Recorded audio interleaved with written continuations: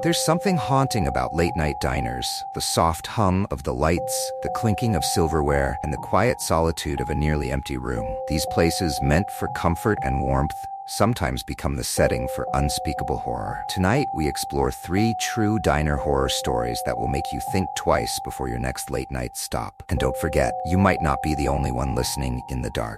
I worked the closing shift at a small diner just off a desolate highway in Washington state. At night, the place was mostly empty, just the occasional trucker stopping for a bite. But one night, something changed. It was nearly 2 a.m., and I was the only one left. As I was wiping down tables, I saw a man sitting alone in a corner booth. He wasn't there a minute ago. I hadn't heard the door chime, and yet there he was, staring straight at me. His eyes, they never blinked, never moved, just locked onto mine like he was watching something I couldn't see. I walked over, trying to keep my cool, and asked if he needed anything. He smiled, but his smile was wrong. His lips curled up, but his eyes were dead, like he wasn't human. I tried to look away, but it felt like something was pulling me closer.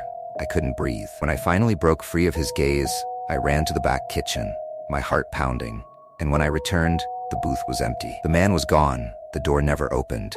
This next story comes from one of our viewers. She was stranded late one night outside a diner after her tire blew out. Her boyfriend was on his way, but she was left alone in the parking lot, the neon diner sign flickering above her. That's when she saw him. A man stepped out from behind a nearby car, his clothes torn and dirty. He smiled, but it wasn't the kind of smile you'd expect from someone who wants to help. He asked if she needed assistance. Her instincts screamed that something was wrong. The way he spoke, slow and deliberate, made her skin crawl.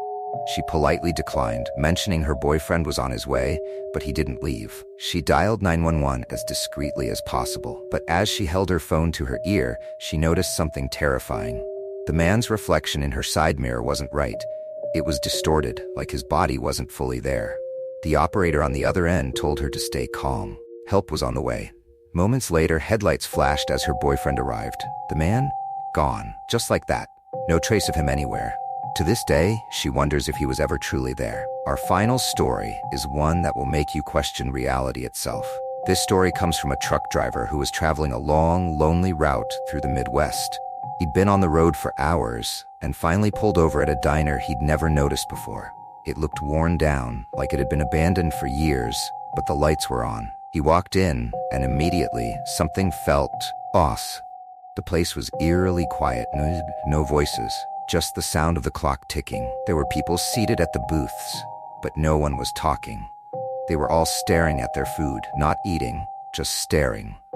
He sat at the counter, and the waitress came over, but she didn't say a word.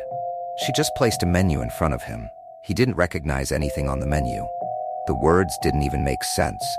It was as if they were written in a language he couldn't comprehend. When he looked up to ask for help, the entire diner had changed. The walls were peeling, the air was freezing, and the people, they weren't people anymore. Their faces had morphed into something grotesque, like they had been there for centuries. He bolted for the door, but when he looked back, the diner had vanished. Just an empty field where it once stood. He never found that diner again, and to this day, he's not sure if it ever existed.